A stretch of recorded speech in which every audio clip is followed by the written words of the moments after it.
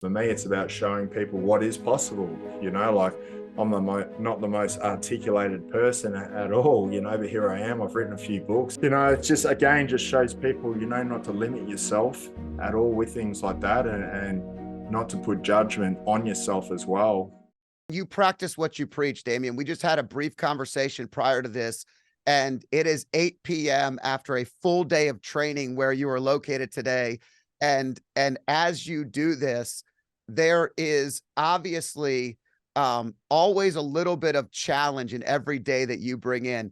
I'd love for you to give the listeners just a little bit of your story, of your background, because to understand what you're doing today and how you're accomplishing it, it would be impossible for anybody to truly understand the journey without knowing where you came from. And I'd love you just to provide a little bit of that background of from your childhood to your transformation, if you don't mind, and maybe we could dive deep into some of that stuff. Yeah, awesome. Let's just paint a picture of where I am right now, though. So I'm in the Maldives. I'm about to do this 480 kilometers, so just over 300 miles stand-up paddleboard adventure. No one in the world's ever attempted it before. There's about a 85-mile open water channel that I've got to cross. There's over 200 shipwrecks that have gone down there. Crazy winds and currents and everything going across there. Everyone thinks, all the locals thinks that it's impossible for me to get across there. I'm making a documentary about it, plus a photo book and everything about it as well. I'm here pretty much on my own, so I've got no team over here with me. I'm pulling together this, this journey with support boats, support from government. We're making a documentary. I'm getting local funding and everything. They go into prayer 5 times a day, so you got to catch them in between prayers.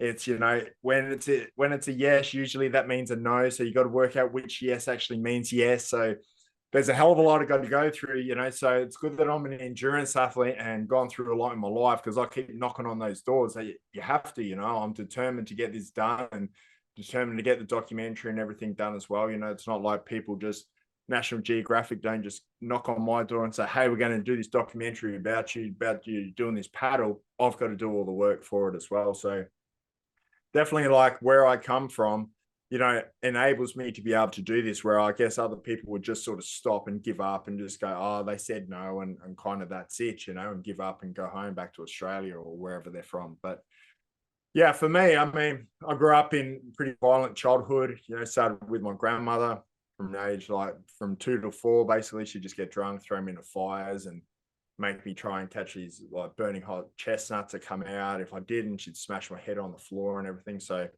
life was pretty much like that. But I also started becoming an athlete because of that, because of the running track that was just down the road. So we can go into that a little bit later. But then we moved from there, from the state that we lived in there.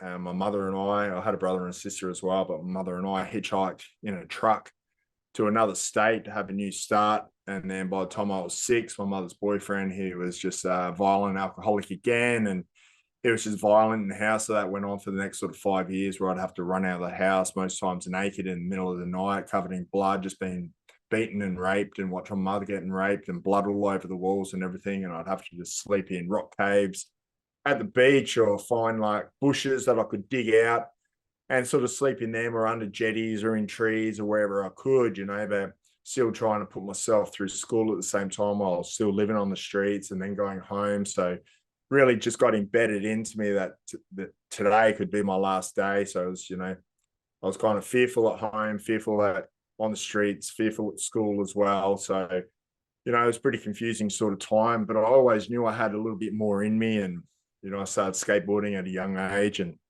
kept me out of the house and kept me occupied. I started my first businesses at the age of 6. And, I just knew I had to start fending for myself, and whatever I need to get myself. And everything just kind of led on from there, and suffered a lot of PTSD from that for the rest of my life, pretty much, and the next 30 years of my life at least, just going up and down. I was still high performing with everything that I did. And whether it was sports or business or travel or anything that I applied myself to, I would go gung ho at it, give it everything. But yeah, every time I sort of got there, I would just spiral out of control. And it's kind of like I felt like I didn't deserve it, but I always like the journey of getting there. And then just before I was there, or just as I got there, I'd sort of wreck everything. So that was just come to a point where I just had to make some changes out of that. And really start having a bit of a look at myself and start getting rid of the noise from everyone else who was telling me how I should live my life and what I should be doing, and relationships I should be having, jobs I should be in, how I should wear my clothes, how I should talk, all that sort of stuff, you know. So kind of just getting rid of all the noise of my life, and just figured, you know, everything that everyone else is telling me, it's not really working for me. So I'm just going to go and do this myself. You know, and it just went back to my intuitive ways and went back to like the deep depths of my subconscious, I guess, or all the tools that I've learned and had became a part of me over the years, from even from the age of 2, and just really started dissecting those out and putting them into practice more, and just putting it all on myself that, you know, I'll just do it my way and that's it. I'm not going to listen to anyone else. And if I get it wrong, well, I get it wrong, you know, at least I'll know that it's my fault and I can change things. So I really took an ownership of who I am and what I was doing and what I wanted to achieve as well. And I just sort of dropped everything and sold my cars and everything. If I need to get anywhere, I'd run. If I need to go to the shops, I'd like carry all my shopping with me and do everything just to push myself that little bit harder and train as hard as I could for 9 months. And then January 3rd, 2015, I walked down to my local beach with a paddleboard under my arm and plonked it in the water of my local beach and went off on this paddleboard adventure by myself, solo and unsupported, for 500 miles for 17 days in the ocean by myself, 21 great white shark encounters, loss of food and water, stuck underneath my board. I was knocked unconscious 4 times, nearly broke my neck a couple of times, and, you know, just sort of started to learn things along the way and really just learn about myself. And by the end of the 17 days, you know, I was just becoming in the most proudest moment of my life, not just because I'd made the paddle, but because of what I'd achieved over my life. You know, to be able to walk down to the beach, to be able to do this paddle was something that no one else in the world had ever attempted before, and everyone told me it was impossible. So because I was told it was impossible by everyone and I made it, then I was kind of like, all right, well, what else is everyone saying is impossible? You know, what else can I debunk here? Because that wasn't impossible and that was pretty fucking tough. But, you know, let's have a look at everything else. So I started to have a look at, you know, people saying, you know, with PTSD that all you can do is learn to manage it, but you got to live with it for the rest of your life. And so I started to really dissect that out and have a look at it, you know, and really look at the people. And I started just asking questions, these simple questions of how do you know, you know? And all these people have these opinions, and I was thinking about everyone who was telling me that it was impossible for me to do this paddle, and I was just thinking, how would they know? Like, they don't even paddleboard, they don't barely go in the ocean, they barely run around the block. How do they know that this was impossible? You know, like, how does anyone know if they hadn't attempted it before? So, you know, I really just started thinking about that as a question to everyone I'd come across in my life, you know, telling me how I should live my life and everything, and what's possible and what's not possible. And I was just started asking everyone just those simple words, you know, how do you know? And that's it, you know, and the only way you know is when you know, and you only know by experiencing yourself, Right. you know. So that's all I did. I just went, all right, well, I'm going to go and test all this out, you know. I've healed myself of PTSD and I'm going to go and test it out, and then I'm going to solidify it. So I've got some sort of articulation around what actually happened in the ocean to be able to share that with other people. So that was my next 8 years of just testing and pushing myself and purposely putting myself in physical, mental, emotional stress and trauma, just so I can work out how to get out of it in the most efficient way to be able to keep moving forward, and then to be able to share that with other people. So when I get up on stage and talk or do these podcasts, you know, the words that come out, I own these words, you know, they're not borrowed words from someone else's book or a YouTube clip or something. You know, I put the time and effort into owning these words to be able to share with other people. When you I have a couple questions, and I want to go right to a couple of big topics. Number one is, a lot of people that have experienced severe trauma as children that have overcome, in a lot of the conversations I've had, have gone through self-coaching and self-talking throughout those journeys, and they didn't realize that they were actually building a resilience and a grit along the way that they would tap into later. Do you feel like that was something that you had always done, or was it something you really had to find being out in the sea in a completely different setting?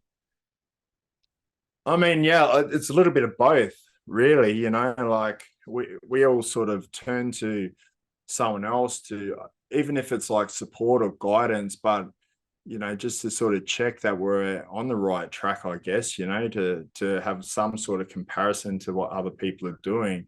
For some reason, I don't do that anymore, but also, I had no father figure, no role models or anything growing up. So I guess as a kid, I was kind of yearning for that. I was always an athlete and I was always good at baseball and anything that I did, but I really just had no one there to take me under their wing and just go, hey, if there's something in you here, let's work on it. But now, I mean, that was one of the realizations of, now I'm my own coach, my own mentor, my own guru. I go and do it myself. I have my own positive affirmations that are of myself and of my own life, my own little pep talks of, you've paddled 800 kilometers, surely you can run 5 kilometers, those sorts of things. But it relates back to my life as myself, and again, going back to an ownership of who I am and trusting who I am. And for me, that was the biggest thing of just really breaking down all that noise and breaking down, the doubts. And people say pushing the boundaries, but I just broke those boundaries down. They don't even exist to me anymore. I used to live in that tunnel vision going forward and backward, and the strongest light was the one from behind. So that's what I was attracting going forward. I just smashed down that tunnel and kicked it to pieces, and it's just opened my eyes like further than the horizon and wider than the peripheral vision to be able to see all the way around me full 360 degrees, of what's possible. And when I did that, I realized, it's a big world out there. And my problems that I was fighting with in my head were so minute to everything else that's going on, all the other movement around. So let's get engaged with what's happening now and who I am now, not who I've been dragging my ass with for the last 30 years, who I am now. So it's kind of like a rebirth and go, all right, let's just go and do it. Let's go and experience this world and all the movement with it. And then from that, all of my past demons and everything just completely went. There's just no time, there's no space for them. There's no space in my subconscious memory bank at all. It's just filled with things that events of everyone telling me it's impossible and I seem to achieve them, so I capture those and go, what else can I do? They said that was impossible, so how about I come up with this? So now I just, I spent a lot of time, that like the 8 years, I would say 30% of it was for me and 70% of it was for other people, to share the knowledge and everything with them and the experience of them living vicariously through my challenges and me sharing the adversity that I was going through every day with it. And just being able to keep on, performing, like you said, like writing books. So, 15 world records, 4 published books, 8 ebooks, covers of Men's Health magazine, speaking, all these things, that's all in 8 years. It's a kind of short amount of time for those things, and making a few documentaries and TV series and stuff, and all of that, I've done myself, I wrote all the books myself and did everything that I could, so, and it's not about bragging at all. I just want to get out there and do things, and it's just, for me, it's about showing people what is possible, like I'm not the most articulated person at all, but here I am. I've written a few books and, they're doing all right, and I'll make documentaries and stuff as well. So, it's just, again, just shows people, not to limit yourself at all with things like that, and not to put judgment on yourself as well. A lot of people do that, but here I am. I'm 6'3". I've got tattoos on my neck and everything, and I speak in front of Parliament and big politicians and everything, and advise them on all sorts of things. So I've never judged myself in the last 8 to 10 years on things. I just take myself as I am. I'm a proud man now, and I do whatever I want. You really have shown that impossible is just a word that other people like to use when they're afraid of their own boundaries. And ultimately, I don't know anything about the human I'm talking to across from me when I tell them that's impossible. I only know what my own self-limiting beliefs are about the individual item that you're talking about. And so what I love about your story is I also feel, I've always felt a peace, a security, just this absolute beauty in the ocean. And growing up, I'm on the coast of Virginia. I've lived at the beach or on the beach, around the beach my entire life. there's something that natural grounding does, and that the ocean heals. Did you feel, or have you felt this draw? I mean, you go back to a lot of the paddle boarding, you go back to your roots where you had that breakthrough. Did you just feel this draw to the ocean? And what kind of feeling do you get from just being out on the sea outside of the challenge, just inside? Yeah, I mean, look, this is something that's, it's gaining more popularity, and it's been spoken about over the years as well. And you see the surfers, the war veterans with PTSD, getting down to surf and everything, and no one's really articulated what it is. They just go, "Oh, I get down to the ocean, it makes you feel better," or "catch a wave, it makes you feel better." But what does that actually mean? What's that look like? So I'm like, holy shit, so I like to dissect things out. I've always been like that as a kid. BMX bike, I'd pull the whole thing apart. Or how can I make this faster? Why does one golf ball go further than another? Let's cut it open so I can see what's inside. And so I've kind of always been like that, a little bit inquisitive about how things work and how I can make it better, basically. But so for me, really what it comes down to, the ocean is, and you probably notice yourself, like the more stormier the ocean is, the more calmer you feel. There's a lot of movement that's going on out there. When it's calm, your mind can start ticking over still. But when it's like there's more movement, there's whitewash, there's things happening out there, then you're more engaged with it, of what's happening. So for me on the paddle, what was happening on my first paddle, first 5 days, I was dealing with everything, and I'm dissecting my whole life apart. So if you think about something in your life, but you've got 15 hours by yourself in the ocean to think about that one thing, so you think about it and then you go, all right, and you think about a few other things, then you come back and you're like, all right, well, let's go into it deeper. Let's go into it deeper. Let's go into it deeper. So there's like just sectioned out, so obviously I'm feeling all this sort of pain. I've got physical pain, mental pain, emotional pain all coming forward. And for the first time, I didn't have any vices to stop it, to stop and avoid it and put up those walls, like by having someone else there, by jumping on social media, by going to a bar or whatever it is, watching Netflix or anything, I'm just in the ocean dealing with this like noise that's as loud as fuck in my head and in my whole body, and every situation that I'd been through, like being thrown against walls and stuff, I could feel it in my body, and that pain was just generating like the whole visuals and the emotions behind that experience as well, all at the same time. So there was a lot going on in the ocean by myself. But what I did realize later on was I was looking around, my eyes were just darting around at all the movement that was happening. And while I was doing that, taking in like this new natural movement around me, it was able to have the emotions that I was feeling come forward and almost just release themselves. Right. And so I was having this desensitization. So really what I was doing was this therapy called EMDR therapy, which is eye movement desensitization reprocessing, so, and that's what it does. While your eyes dart around, taking in information, the emotion that you have, it just flows out. So you just have this like desensitization with it, so it's not stopping it. It's just allowing it to come out for the first time. That's sitting down really deep in your belly, that you've been hanging on to, that pit in your stomach that we call it, so that's what was happening with me. And for me, after like day 5, things were just flooding out for 4 days.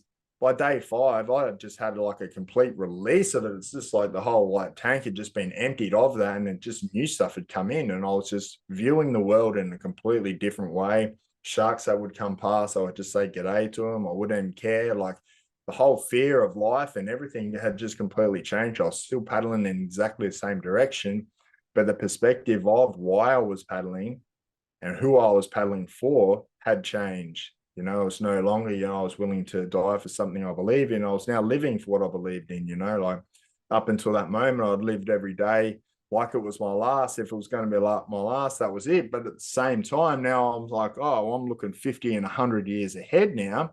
I'm planning on living 100 years, but let's keep getting busy living every day as well. Let's have the reality check that shit could happen. I could walk out and get hit by a bus at any time. So let's get busy living, but let's have a look in the future a little bit more, of where we want to go and who we want to be. you know, going forward. So things really changed like that for me. And I just started to really notice how other people were around. And when I first came in on that paddle, I went back to where I lived, and you know, for a month I was just like, shit, get me out of here. You know, like the world had completely that changed that much. I was just like, all this negative stuff that just doesn't matter. You know, I've just been in the most purest and honest and most peaceful place for the last 17 days.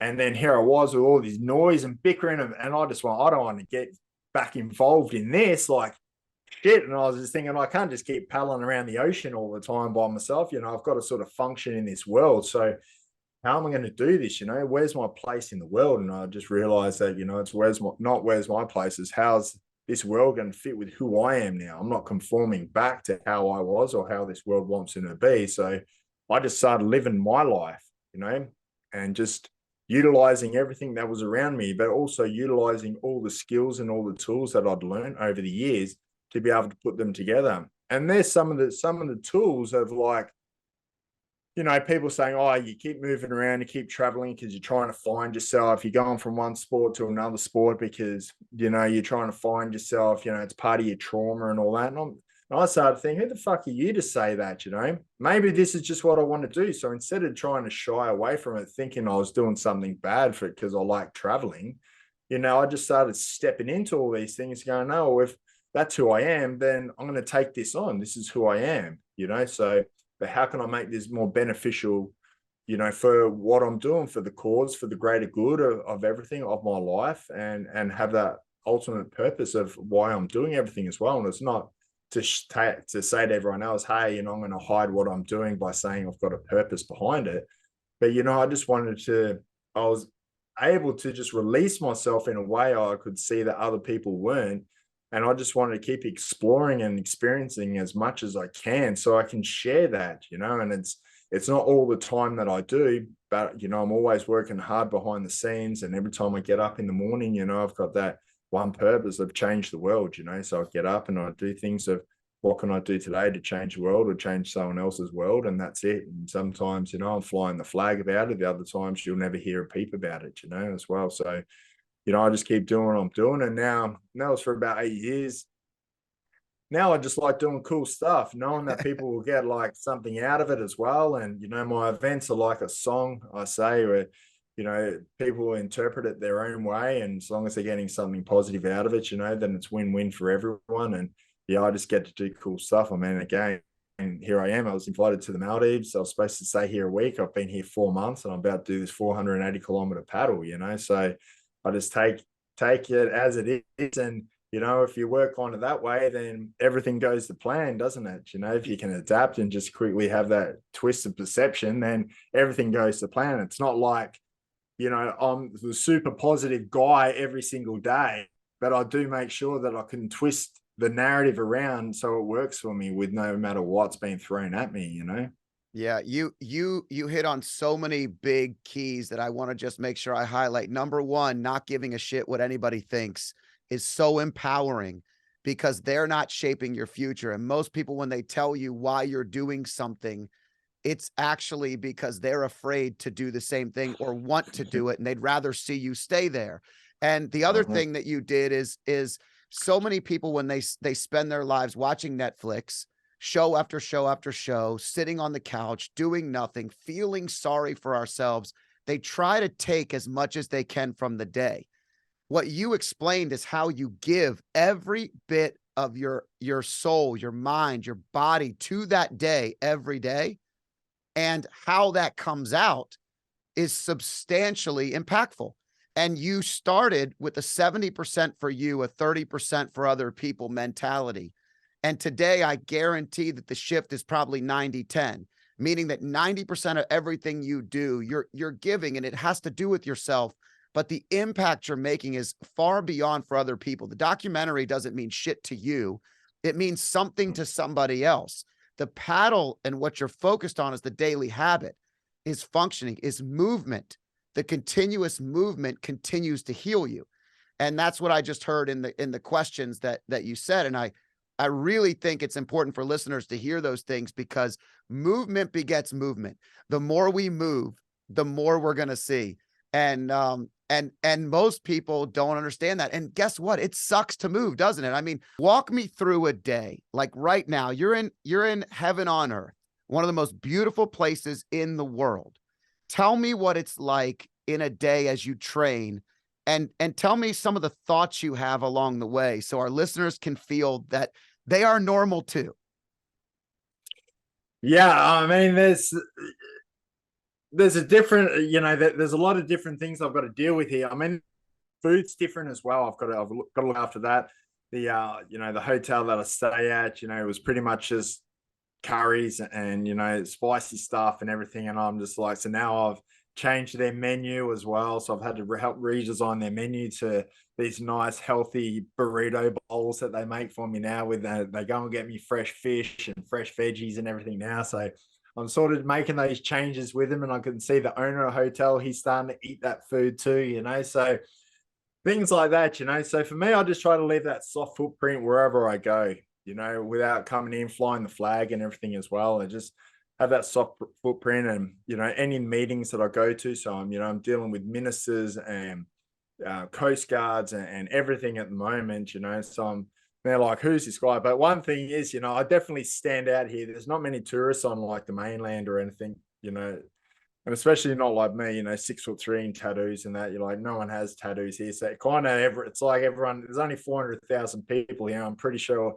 half of them know me by now, or at least see me. They wave to me and stuff like that, So, I'm trying to have these conversations with people, and, they're just blown away by what I'm about to attempt. Most of them are like, it takes us 3 days in a boat to get there, and you're going to paddle in 8 days type of thing, So to be able to do that, and then by the end of the conversation, they start off the conversations with them going, it's impossible. Like, how can we put any money or sponsorship or branding to this? Like, you're going to end up like getting drifted off into Somalia or something. But then at the end of the conversation, they'll be like, you know what? I've changed. Like, I think you can do this. This is going to be such an impactful thing for the Maldives and for the youth here as well, to be able to see that of what is possible, what you can actually do. They're not bound by just one island, and, they can get on a paddleboard and they can paddle on another island, so it's kind of endless what they can do. But, and then it's hot here as well, and I'm used to Australian heat, and it's hot. And I've trained a lot in Thailand, but here's a completely different heat. There's like this salt mist that hangs over the sky and just magnifies the sun, and it's hot. Like, I get on this little running track that's here, and, there's few people get out there in the morning, but I like to run in between 11 o'clock to sort of 1 o'clock, I guess, most days, just because it's the hottest part of the day. So that's when I like to train, just to push myself with that little bit more resilience, and where I run with like a training mask at the same time, So I sort of adding to it as much as I can. But yeah, I mean, it gets hot, it's draining out there. And so, but I kind of now, because I've been doing it for so long, I eat and I train intuitively. It's not like I go, all right, 4 a.m., I've got to be up. This is what I'm doing, blah, blah, blah. For me, I have that determination. I'm not always motivated. So let's get that right, listeners. Yeah, You don't always that's a have great to be one. motivated, but you got to have the determination and that dedication as well, that reason why you're going towards something. And it's because I have that clear goal. Unless you have that clear goal of what you're working to, then what's the point of even getting up in the morning? Because you don't know that you're working towards that measurable, and there's no measurable results going there. You don't know if you're running faster, you're getting stronger, whatever it is, and you might be, but what's it actually working towards? So for me, I have a program where I start off just bulking up as much as I can. So, really just work on the heavy weights, just compound lifting, and just start fueling up a lot. And then I'll start putting in a little bit of cardio after that. I'll go back in once I've got the strength and the cardio, then I'll go into power and just really powering things along, and sprints and everything, just really pushing my heart rate up, like in interval trainings with resistance. And then I'll start just, simulating the movement. So get on a half Bosu ball with a barbell, let's say, on for this event, because it's stand-up paddleboarding. And so I've just got that movement underneath my feet, or I'll jump on a spin bike and just stand up on the spin bike on hardest tension as I can for 4 hours, just nonstop pedaling down there. And to really just start working the legs and everything that's going to fatigue out for me. But yeah, I mean, a general day for me, I train at least 2 times a day, if not 3, and I'd sort of mix it up with gym work and then also out on the track as well. Or there's a big tire here, big truck tire that I flip along the beach and that as well, or just do some big walks here. The good part about it is both the islands. So I live in a place called Hula Mali, which is, I guess, part of the capital. Like a bridge goes over to where the capital is of Mali, and even Mali, the capital, it's only 5 kilometers, so it's only 3 miles circumference around the whole island. Wow. So they're not very big, Yeah. but it's congested. So there's probably just in the main capital, there's probably 250,000 people live in this 3 mile circumference island, So you imagine all like the bikes and the scooters and everything getting along. It's pretty hectic, but it's really draining on me as well. Like where I live in Hula Mali, there's less people, it's bigger roads, it's a lot more chilled, even though it's only a bridge that's connecting them, but it's a lot more chill. So, last few days I've been over into Mali, and because it's so congested and I'm on the back of motorbikes and all that, getting around here and there, or I'm walking from here to there and it's hot.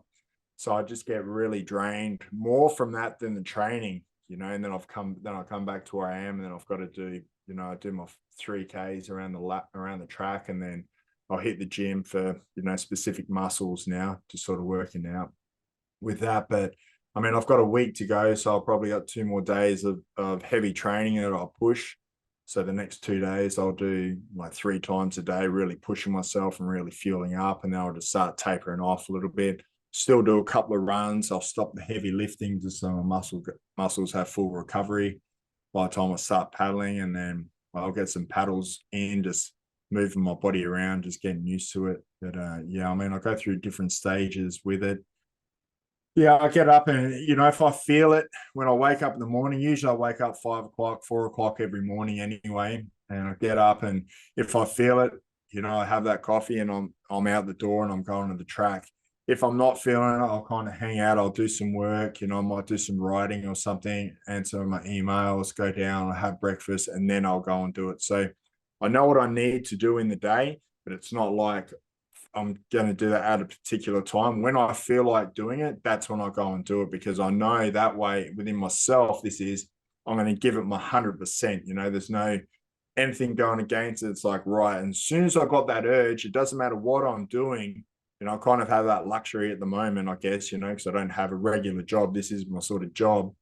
But when I have that urge, I'm out, and I could be in the middle of a meeting, could be having breakfast with someone. I'm like, I've got to go, and the shoes are on. As soon as that urge comes, and I'm off and I'm doing it, because I want to do it when that happens, because I know I'm going to put in more of an effort as well. I'm not going to drag my ass. I'm really going to put it in, and I know that's time for me, and my body's telling me. So I'm really just listen to my body as much as I can. But at the same time, like even if I'm sore, if I'm tired, I still put in the work, maybe like a little bit slower, but I'll still put in the work and make sure I do it and stay committed to what I'm doing, and, have that dedication to it. And like I said, it's not always motivated. I'm not always like pumped to do it, but, I go and do it, Sometimes those urges are like small, but I still take bigger. them. I'm like, I've still got to go. Yeah.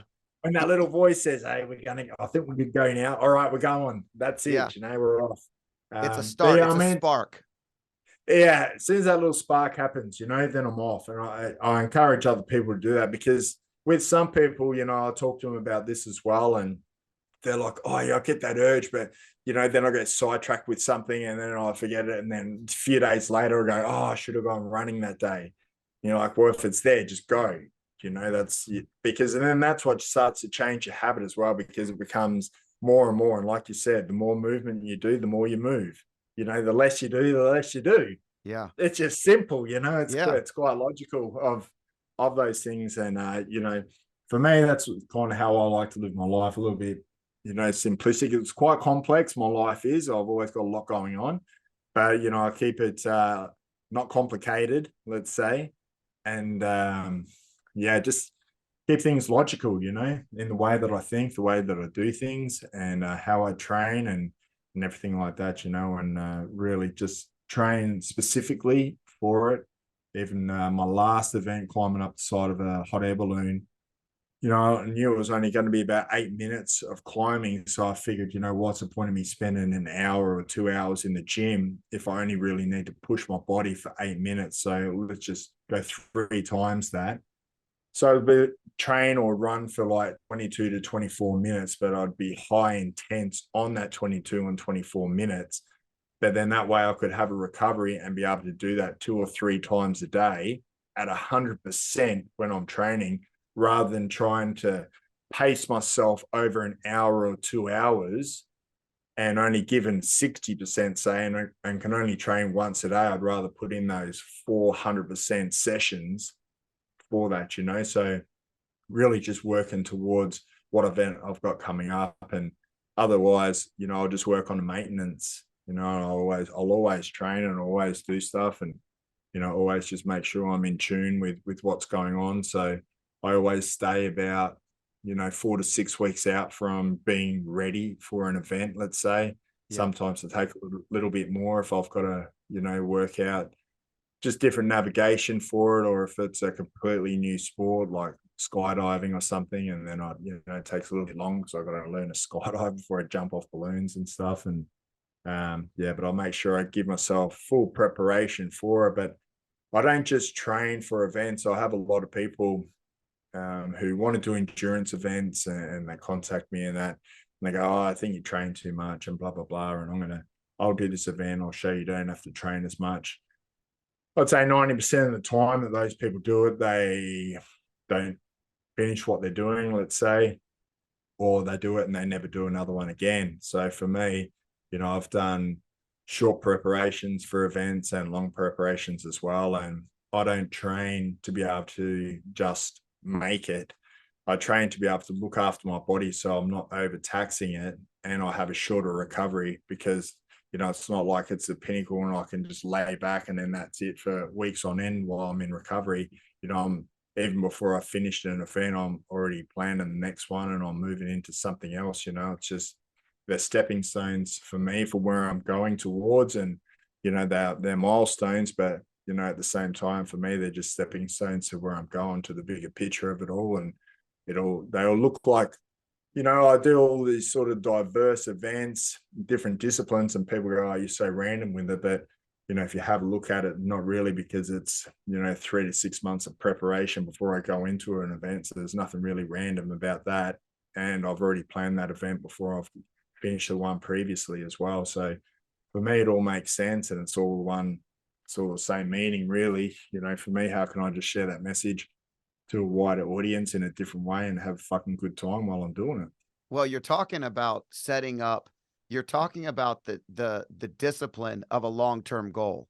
And with the discipline of a long-term goal, you know what you're working towards. So it makes movement a lot easier. So many people can't figure out, you know, we're challenged with getting off the couch because there's no real purpose. What are you doing it for? Why are you doing it? Who are you doing it for? These are the things that so many people are challenged with, but you know exactly what you're doing. And not only are you doing it, but it sounds to me like you're planning the next chapter each time prior to finishing it, which is giving you a new hurdle, a new goal. And I think goal setting is something that's really challenging. You also described imperfection, and each day is slightly imperfect. And if you can't embrace that imperfection and then find the time that feels right, you know, you have to find what's right for you. And the last thing I heard you say, which I think is really important, is so many people want to try to do the same things, but they search for shortcuts. And they're looking for, I don't have to train as much as you. You're overdoing it. They want to prove that you're wasting your time because they just don't want to do what you're doing, which means they really don't probably want the result that you're going for. And so when you talk about your training, what do you do that's different for recovery? Is there anything that you feel is imperative? I know that to train hard is also to recover well, and you want to make sure that you're doing the right things. What are some of the things that you're doing to recover? Well, I do my recovery in my training preparation, Okay. like I said. So that's the build up that I have to make sure I strengthen every part of my body that's I know is going to fatigue.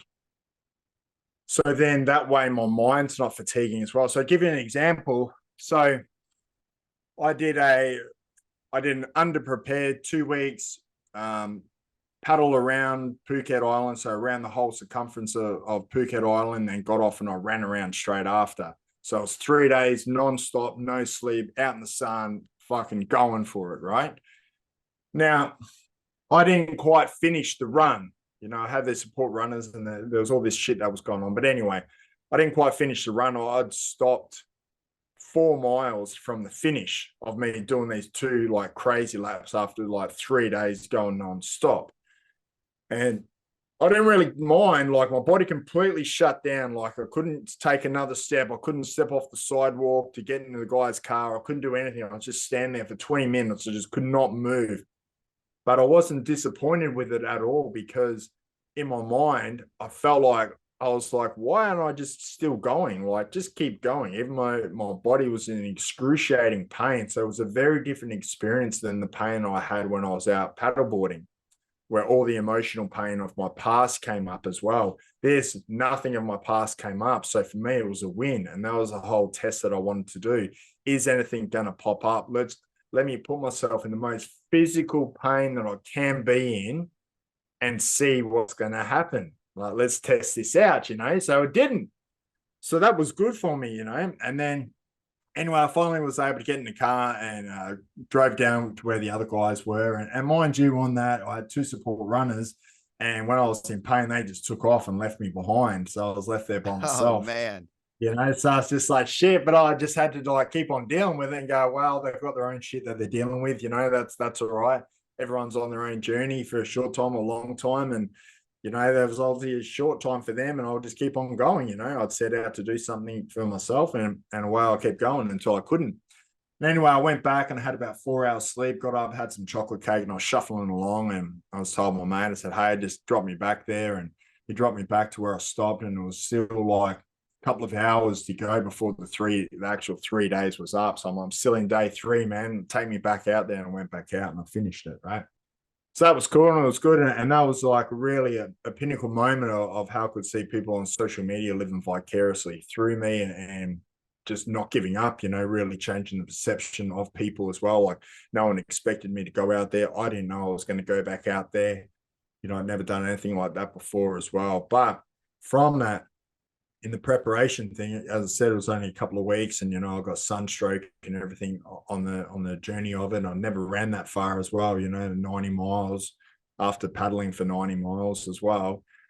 So it's it was tough on me. So from that, I became dyslexic. I couldn't count. I couldn't remember anyone's name as well, And for me, I was always good at reading and maths. I was like a freaking genius at maths, but to not be able to counter it. And I just thought, oh, yeah, my nervous system got shot. It'll be cool, it'll come together. After 6 months, it become beyond a joke. And I was like, fuck, hang on, shit's got to come together here. Like, how do I recalibrate what just happened, So I had to teach myself how to read again, how to spell again, and like counting like cracks in sidewalks as I walked along, like really just counting and doing everything all over again, for the next sort of few months until things started clicking in. I started remembering people's names and everything again. I was like, holy shit, Wow. And then I did this other one, like where I ran a marathon. I carried this mattress, this 37-pound mattress, and I had a message on the side saying never lay down, never give up. And I thought it was a good thing to do until I got about 100 yards into it. And went, you're a bloody idiot. What do you do this for? And up on the shoulder and ran this full marathon, right? But same thing, I only had 10 days preparation for it. I'm not like a long distance runner by any means. So from that, my little toe went numb for 4 years after that. Oh From my doing that gosh. again, nervous system just got completely shot down just from under preparing, my mind and my body and everything for that. So now, when people say, oh, I know what's going to happen to them, and I say, you should put in the work.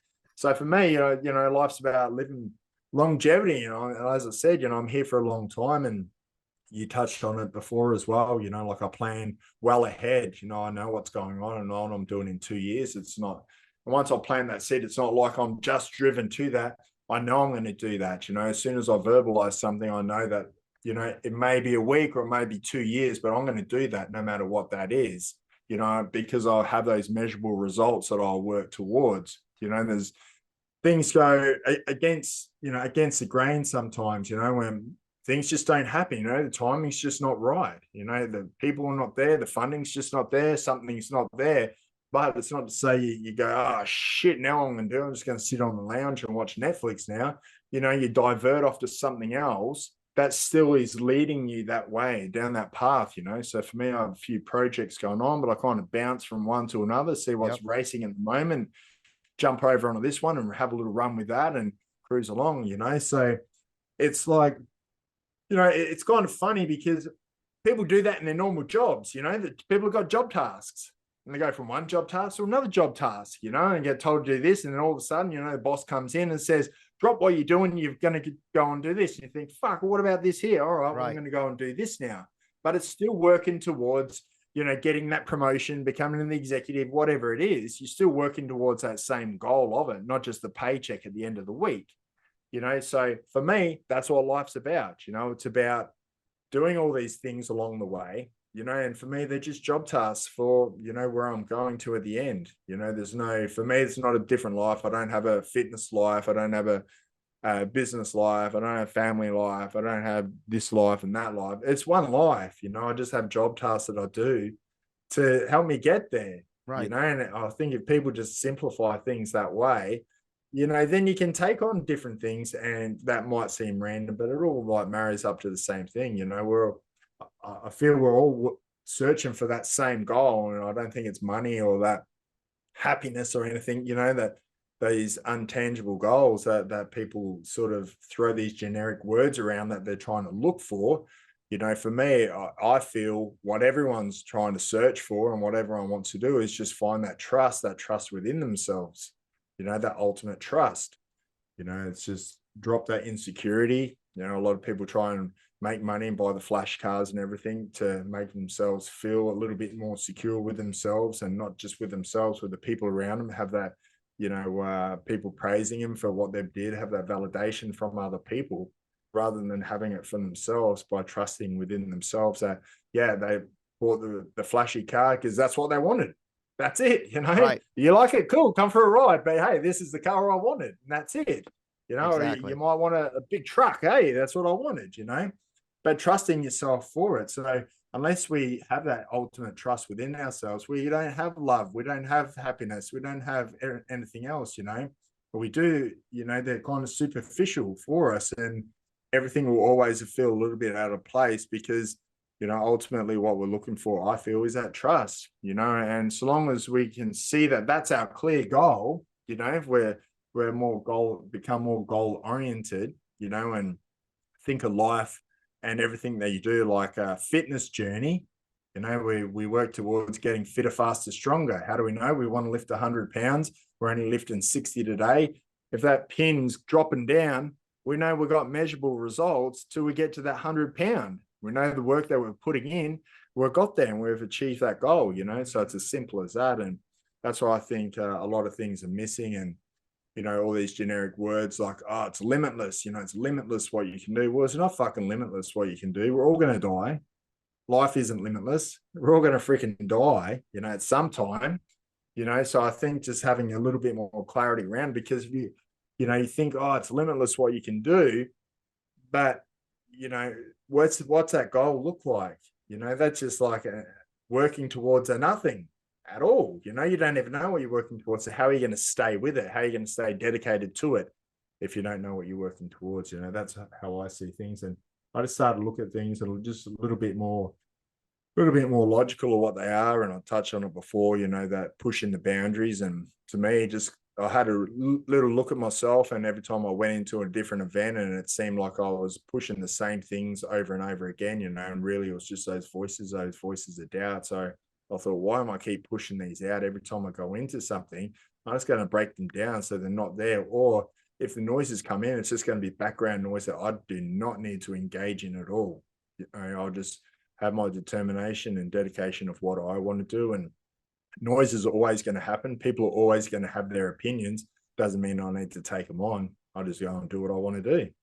Yeah, you described something in business that happens all the time. And when you're the leader or the visionary of a company or a business, so many times you are working on a multitude of projects and there's a long-term vision and you don't know when you have to go back to them. But if I'm actually one of the people that's building it, I just had this conversation yesterday in the sense that I said, guys, sometimes you don't know the why behind the long-term vision. It's not there yet, but I have to go back to the work you did 6 months ago, 2 years ago, and I am already almost at the end because you put in all that work. And it works the same way that you're describing in your own body, with your own trust, with your own system. You're describing one life. And I think the last thing that we should probably mention as we wrap up is one life, one breath. Your book is one breath. And it sounds to me that you've built that trust in your body. You built that trust in your mind, in your soul, because you're giving everything you have to the day. And again, so many people try to take it out, but they're not giving, and you are giving. You're giving back and making an impact, but you're doing so with this inner peace. Tell me just briefly to our listeners about your one breath methodology and how this has helped you so that we can also encourage them to go pick up this book and take something that sounds so simple, like breathing, but that could really change the game for so many people. 100%. I mean, look, we take 23 to 26,000 breaths per day. We need to start having a little connection to it. You know, we work on an autonomic nervous system that just like has its own pace, but we can change that pace and the rhythm of it. And, you know, really that's what I tapped into when I'm climbing up the side of a hot air balloon. You know, I don't have 20 minutes to just step off the balloon and grab my favorite mat and sit like this. You know, I've got to do it right there and then. So for me, it's just about having that connection to it. And the simple form of it for the listeners are just breathe in through your nose, hold for 2 in your belly, and slowly as you can, just breathe out through your mouth, you know, and really that just gives you that moment just to take a little step out of your head and the situation that's in front of you, connect back with yourself, and then re-engage back in. You know, there's a lot more to it as well, but just really start connecting to your breath in that way and really just changing the situation of it is. So if you're in an argument with someone, your boss is yelling at you, just disengage with what they're saying and just take that breath. So that becomes your new normal. Every time you're in a panic mode, you can just take that breath.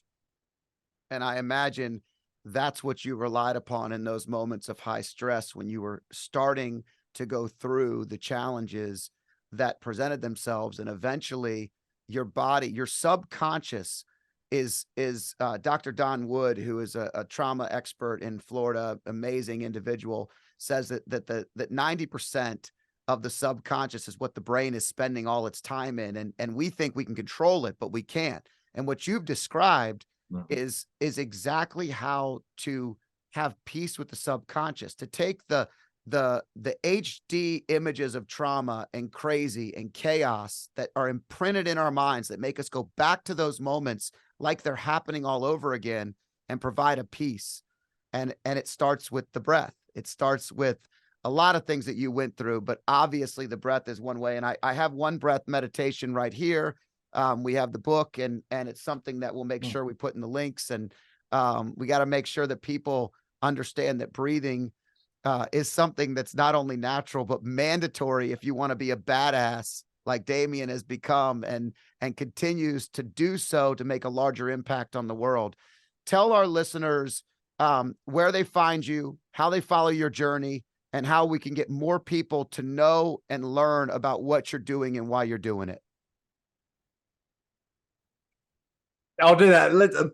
It's just one thing. You know, I'm going to break this like, you know, thousands of year old proverb. You know, we've all heard the journey of 1,000 miles starts with a single step. You know, Mark's been saying it forever. But really, we get down to it, the journey of 1,000 miles starts with a single breath. You got to take your breath before you take the step. So your breath is the foundation of everything that you do. So have a connection to it. So yeah, for me, just, you know, jump on social media. Instagram's a good way to connect with me. Jump on my website or check out the obmmethod.com. There's like some cool little morning pace, like breath pace little circuits and stuff in there for you, and little levels, 1 to 5, the 3 minutes and 6 minutes. It's quite simple. Just get started on your day, and don't worry about doing long meditations in the morning, getting up. Your body's already rested.